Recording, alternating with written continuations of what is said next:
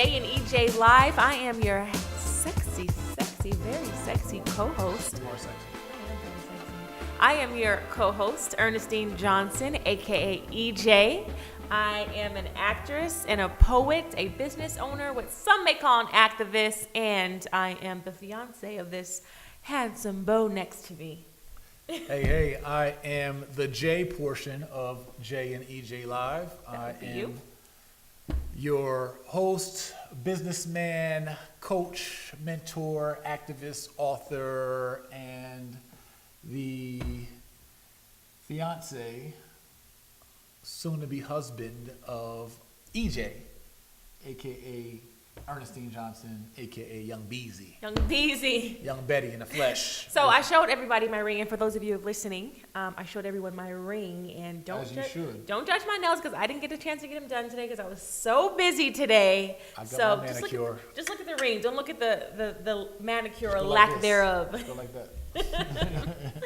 Okay, so we had a Snap series called Jay and EJ Live, which was super. That I started. That Jay started. Starring me. I was the star. Everybody watched for me. We all know that. And it was on Snapchat. It was on Insta Story. And Jay saved them every day and put them on YouTube. So we were doing like 30 Insta Story snaps a day, just documenting our jokes, our life, our journey, restaurants, eating. Ernestine eating. Just documenting all those cool things, our corner classes, all the work that we did professionally, in the community, and otherwise, and just in fun. And so I would save all those snaps, repurpose them, and put them on my YouTube channel as Jay and Ernestine Live because you didn't want EJ. And we changed it to Jay and EJ Live. And we went on a 25-city tour together last year, and we documented the entire tour, every restaurant. So if you guys go to my YouTube channel, Mr. Jay Morrison, you'll see the original Jay and Ernestine or Jay and EJ Live. And now we're bringing it back for a full, intentional podcast. Yes, so we are here at our very first episode of our podcast. Wait, babe. babe. Jay and EJ Live. I'm sorry? Wait, what? give me a kiss. All right. All right, so I want to get right chat. into it because it's been a lot going on this week. We've got a lot to talk about. Okay. Taye Diggs. Did you hear about Taye Diggs? All right, Taye Diggs. I heard about Taye Diggs like 10 minutes ago. So Taye Diggs says that he was on the Van Lathan show. And it was a conversation about him dating white women and black women and, what his eyes gravitate towards now. And, he's been infamously known for dating white women. And now he's saying he may not be attracted to them anymore. But what was interesting to me about the story was he said that he was attracted to black women at a young age. Mm-hmm. And when he expressed that to his mother said that, oh, no, you're going to date a white woman. So outside of him just dating white women, because we all know he's been bashed for dating white women and having things to say about black culture and black women in general, I want to know, it's very interesting, the mother's, what the words that weighed so heavy on him the rest of his life. Do you think our parents and their opinions of us weigh heavy on us the rest of our lives? Well, it's interesting. Usually you and I have different perspectives when we hear a story. Like I'll notice one thing of a story and you'll go like deep somewhere else. But that actually is what intrigued me about this story. Mm-hmm. Is he said he saw a beautiful black woman in a magazine, mm-hmm. and then his mom said, "No, that ain't for you. You go marry a white woman." So I wonder what her motive was though. Was it saying, "Hey, I see you, son, and you look like a white woman dater," or was it, I want my son to date a white woman? That was my question. Like, is it like, okay, you're just like the white girl type, or nah, I don't want you dating black. We can go over here to the white side and put a little cream in our coffee over here. So that is a very interesting conversation. Taye Diggs' mom, can you, anybody know Taye Diggs' mom? Tell her to join our live, please. I like to know. Right, we want answers. Jay and EJ want answers. We want to know, and we want to know what you guys think about your parents. But to your question, yes, I do think that the values or opinions that our parents instill in us or put on us, I think they do have some impact. Sometimes we go with the flow. Sometimes it's the reverse effect. Sometimes your parents will try to instill a value in you. You want to go all the way opposite. Yeah, and then sometimes they'll do something and you just embrace it because it's just like what you know. Right, absolutely. Just like you thought that country crock was butter. I did. So, funny story, my entire life my mom bought country crock butter. So I It's thought not butter. It's up spread. Up Country until crock this spread. year, I just figured out that country crock was spread. No, you didn't and figure not- out. I told you. And not butter. And I'm like, my whole life I've been thinking this is butter, but it's spread. So I just learned something new Yeah, this I year. asked for some butter for my pancakes, and she got me some country crock. And that And ain't. he was like, what is this? I was like, butter. I need some good old fashioned Land O'Lakes deep butter, salted butter. Sorry for my vegans out there. Hey, listen. But anyway, I'm from LA. We try to be on our health kick. so yes, All right, our so parents listen. do influence us. We're gonna get into fact or fiction. Now, Fact or I've fiction? got Okay. something for you, and I want to know if you know whether this is fact or fiction. I got one for you too. Okay, fact or fiction. I'm listening. Set It Off. One Set of It my Off. favorite movies. Okay. Had 2 scripts with 2 different writers, and one of the writers' script was What the World Saw. Fact or fiction? That is a fact. Ding, ding, ding, ding, ding, ding, ding, ding. That is a fact. Set It Off, I just found out, had 2 writers. The original writer, Takashi, had to hand it off to, I can't remember what the second writer's name was who Me did neither. who did the She revisions. was a woman out of Harlem, though. Yeah, she revised it. 19 times. She revised it without even reading the original script, allegedly. She revised it, and that is what the world knows now as the final script of Set It Off. But there was a whole different ending in the original version of Set It Off. In the original version, Vivica Fox does not die. I would like to see that version. Yeah, I like that version where Vivica Fox at the end. Well, no, not she doesn't die. It was that she didn't get a. Oh, she is right. She doesn't die. And Yeah, I she gives up and gets arrested to let Jada Pinkett Smith go off into the sunset. Yeah, and I would have appreciated that version because I always felt like she didn't have to die. She held the gun to his head, and then she said, "It's over." And then she ran off, and they shot her in the back. Yeah, while they shot her in the That's what I'm saying. Like, she didn't have to die. She was running off. Right, but She wasn't a threat she to was anybody. running off towards the bus that her co-conspirator was sitting on, trying to get away. That was bad writing. Like, you're running to the getaway bus that your co-defendant is on. If you were my co-defendant Yeah. and the cops got Well, that you was and I'm in the- getting away and you run towards my bus, I'm letting you get I'm away. shooting you. Hilarious! No, I'm letting you get away. Why are you shooting somebody? No, if me and you go rob a bank and I'm on a getaway bus, unfortunately you got caught, and you start running towards the getaway bus that I'm on with the you're cops following you, Oh. yeah, I'm gonna shoot your ass. Right. Well, I would like to see the alternate version, the original version of Set It Off. So that All is right. my fact or fiction for the day. All right, so What you got? while we're doing our podcast, which will be on all podcast platforms, and it's being recorded for, video platforms, and it's being live streamed as well because it's J&EJ Live. I need our Facebook audience to share this and take advantage of the live opportunity. And so, fact or fiction for Ernestine Johnson? We don't actually want them to share this because it's going to go on our Well, they can channels. share it right now, honey. We don't want them to share it right now. They can. I do. That's I mean, not we how- don't. That's I not how we do. designed it. We're gonna delete it anyway. But if they share it, then it's there. Oh, it'll get deleted. I don't think that's how it works. That is how it works, right, Gene? Thank you. Listen to your man. Well, it's getting deleted, so Right, so they can share for the meanwhile. Anyway, fact or fiction. In 1996, Jay-Z released an album called Reasonable Doubt, and at that time, he was signed to Biggie Smalls' record label. Fact or fiction? I'm gonna say fact. Yeah. Yeah, I She grew up was in the like- valley. Don't rap like 8 years trivia. Rap trivia. I was probably like 7 at the time. No. So what wasn't fact about it? Jay-Z was not signed to Biggie Smalls' record I label. thought that sounded weird. I was like, he was signed to Biggie Smalls. I did think that sounded weird. All right. Got it. You got me. Oh, youngin, non-hip hop, non-classic album Listen, knowing. I grew up loving NSYNC and the Backstreet Boys. Went to the NSYNC concert with my cousins in a stretch limo. All right. Next. So we are getting into do's and don'ts. So there are specific do's and don'ts to relationships and specific do's and don'ts to business. Would you Okay. like to share a do's or don't for business, Mr. Jay Morrison? I'll kick it off with a business don't. So, in business, don't take legal advice from a plumber. Oh, okay. Please explain that. Okay, sure.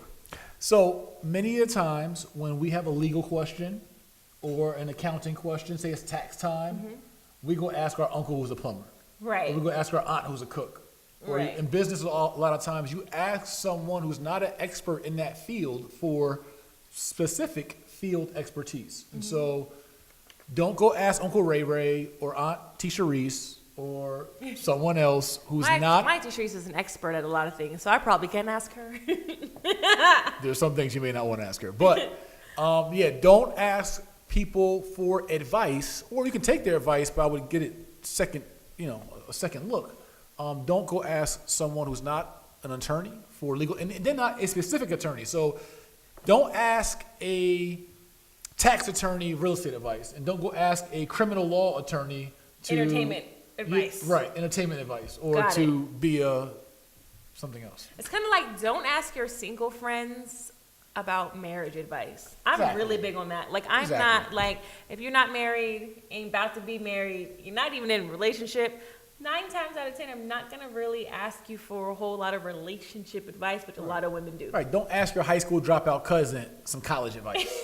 You know what I'm saying? I mean, high school dropouts, they may know a thing or two. I know, but not about college. Okay, so my do's and don'ts What's up? in a relationship. And I may be the only one who feels this way, but I'm really, really big on this. I'm really big on energy. My do's and don't is don't unload all of your baggage and energy and bad energy for the day on your partner.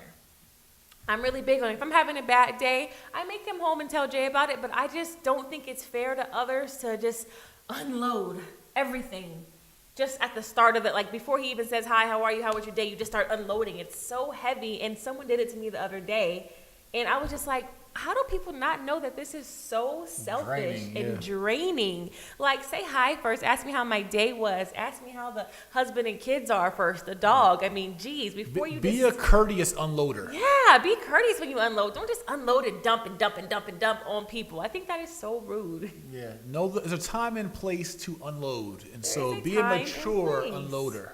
Yes, be a mature unloader. I'm going to write that down. Being a mature unloader. Yeah, do that. Do that. All right, so it is time to pull it from the gram. Pull it from the So I gram. pulled a couple things from the gram this week. Okay, what you got? All right, so I'm going to start here. Amandla Stenberg. She's an actress and an activist. If you don't know her, look her up, Google her. I had to Google her. She says, I gave up on Black Panther role because I'm light-skinned. Interesting. Very interesting, and my mind went flying when I read this. I want to tell you my take first. Go for it. So when I read it, I'm like, okay, you gave up the role because you're light-skinned. I'm like, okay, well, I want to read the whole context. What role? I don't know. Okay. I want to read the whole context before I just make a strong opinion. So I read the article, and basically she was like, there's all these dark-skinned actors in this film, and I just don't think it's right. All these dark-skinned actors portraying these Africans, and I'm light-skinned, and I guess she said it didn't feel right or something to that extent. And my first thing, I'm thinking, like, so are there no light-skinned Africans in Africa? We all Right. come from many shades and hues. Right. She just thought she had to be black as that I mean, backdrop. and I love the fact that there are darker tone actors in Black Panther, but I, as an actress, probably wouldn't have said, I'm not going to do this role because it's Africans and everyone in here is dark skinned and I'm light skinned. I'm taking that. That was an award. That's a history-making film. As an actress, I'm in it. Shoot your shot. Shoot your shot. And there's so many different shades of people in Africa. Yeah. Like, so there's white people in Africa. There's Asians in Africa. I mean, we all come from Africa. So it's like there's so many different hues and shades of people of color in Africa that I don't know that there's one particular person or look that represents the continent of Africa. Yeah, and I think there's two layers to it. There's that social and cultural layer, which I totally agree with. And as you've seen in the movie, there were all different shades, even in the movie. Mm-hmm. But then there's also the entrepreneurial kind of side to it. And that's like, as an entrepreneur, as an actor, as a talent, if you were given the opportunity to audition for it, why wouldn't you shoot your shot? Like, what's the worst thing that could happen? Is that they don't call you back, which you were going to be out of it anyway because you took yourself out of it. So by shooting your shot, you could have given yourself an opportunity for a callback or for a role or whatever. I mean, I don't know how far she got in the casting process. It wasn't that specific. I don't know if she got the role and turned it down. I don't know if she got a callback and she was top 3, top 2. I'm not sure. There's no way she would turn it down because she's light skinned. Like, Well- hey, you're offering me opportunity for a check and for exposure in a major movie, and you know what? I'm too Hey, light-skinned I'm for just this telling you movie. what the gram said. I pulled it from the All gram. right, pull it from the gram. So, guess what else I pulled from the gram? What's up? Diddy, our big bro, brother love, P. Diddy. P. Diddy, Puff Daddy, whatever you want to call him these days. I was murdered. P. Diddy named me pretty. So, Diddy was on the Shade Room. I saw he posted a video that said, with love, he said it with love. It wasn't malicious. He says that he feels like there's so many rappers that there may be too many, which I may agree, may or may not. And then he also said that he doesn't want it to be mass produced, and he doesn't want all these new rappers and all these new artists to dilute the culture, which is a very good point. And he also said that artists have to be special. Mm-hmm. What are your thoughts? Well, my take is this. I agree in the mass-produced comment part of it, where I know we're a little more mature and older now, but we still have our ear to the streets. But nowadays, with the ease of buying mics and studios and social media, everybody's a rapper, everybody has a platform, and that's okay.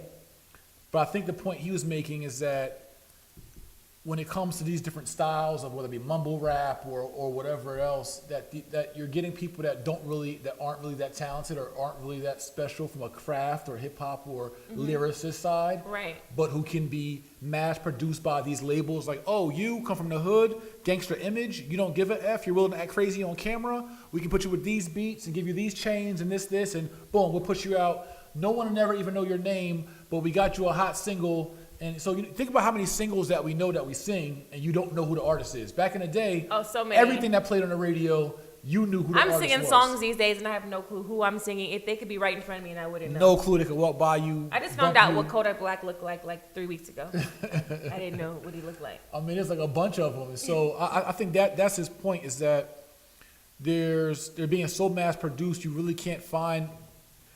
They're not as special as it used to be. It's not as exclusive as it used to be because it's so Well, little. I will counteract that and say, although I do agree with parts of Diddy's commentary, I will say that as an artist and as a working artist, do I sometimes sit as an actress and say, oh my God, everybody wants to be an actress, there's so many? Sometimes I do. But there are more people in the world than there have ever been. Of course, we are a growing world. We are a growing nation. So who are we to say, hey, stop doing this one craft over here? If you grow up and you want to be a singer or a rapper or an actor, who am I to say, oh my God, it's so mass produced? Now, what I will say as a working artist is that what he said was artists have to be special.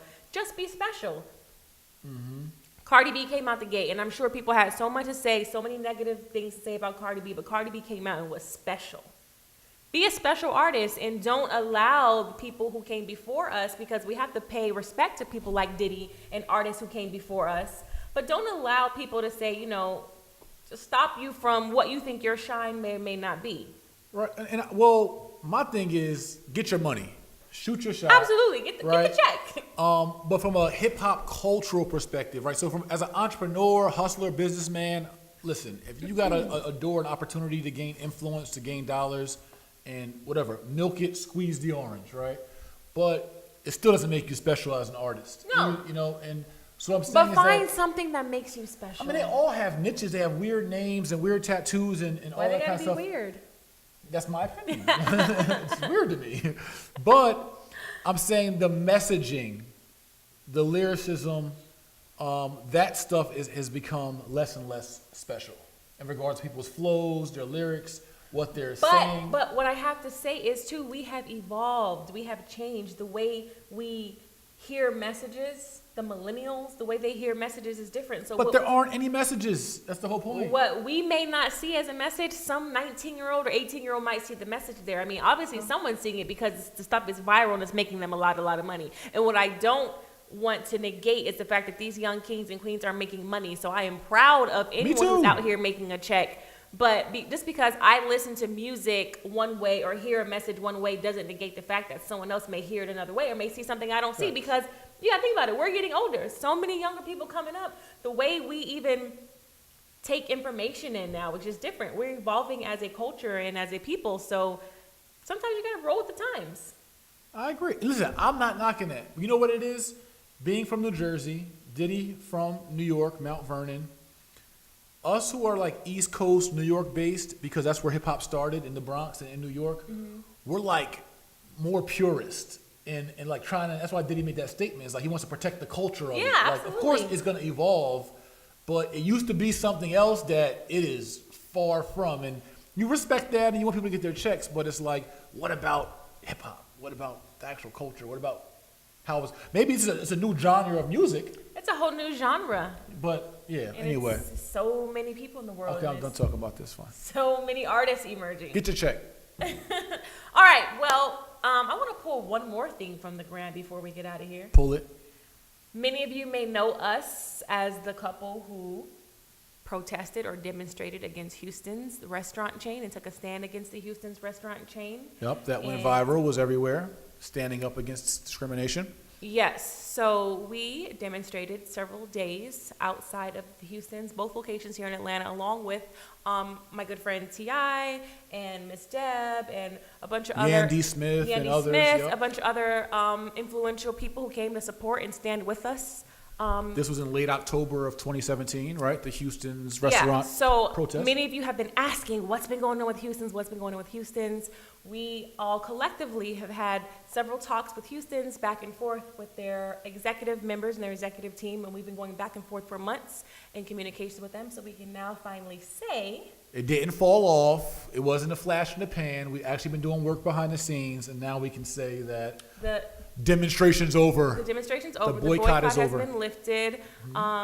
We had some really, really productive conversations with them, and they actually have, changed their dress code. There has been policy change. Policy There has been an change. apology stated. So as we're pulling it from the gram, if you guys go to the Houston's Lennox Restaurant Instagram page, I think they posted on the Hillstones. Hillstones. Yeah, one of them. We'll post it for you guys. Yeah, one of those. But anyway, they posted a statement, and we're going to be doing this is just right now for our JDJ Live. We're going to be doing an actual full statement for you guys on everything that took place and the progress that we made through the demonstration with the help of not just our celebrity friends, but also you all, the general public, our constituents, our supporters, who stood with us nationally in demonstration and boycott of this franchise.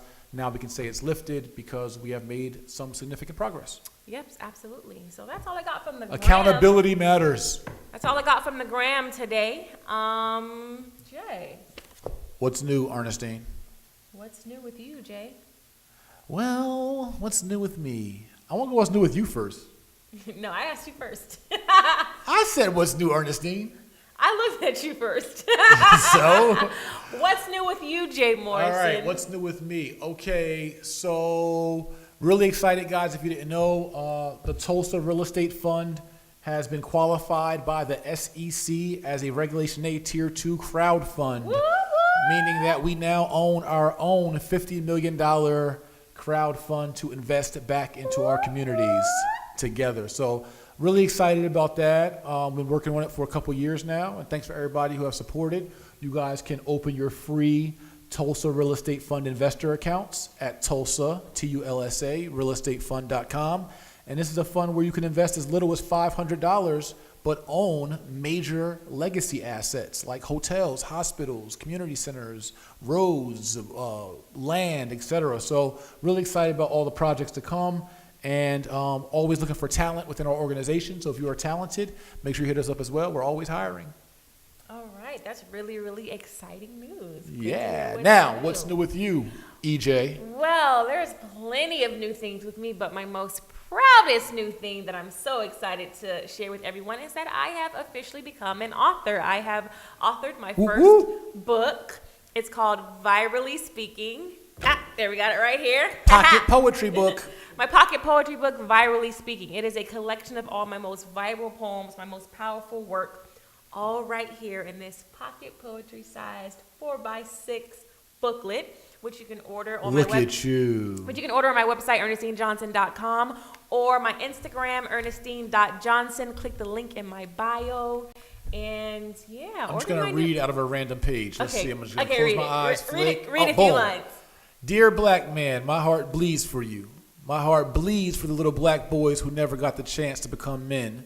When you were a little boy, you weren't always taught to love because you were always forced to work.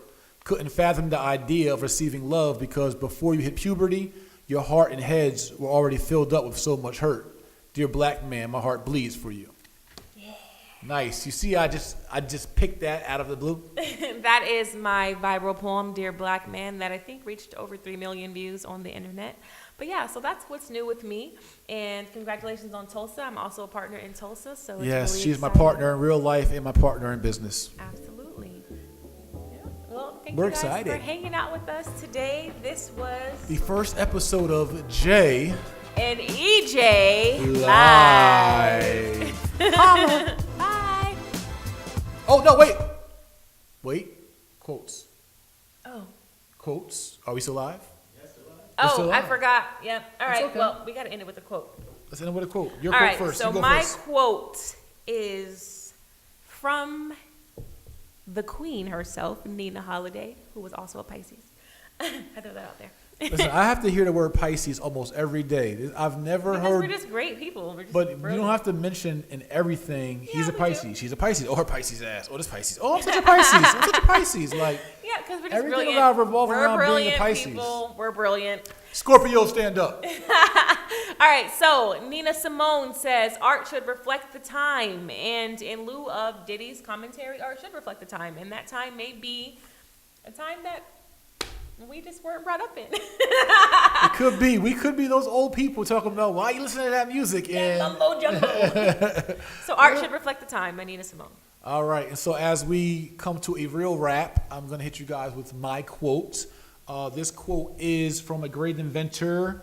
He also stole some inventions as well, but that's another story.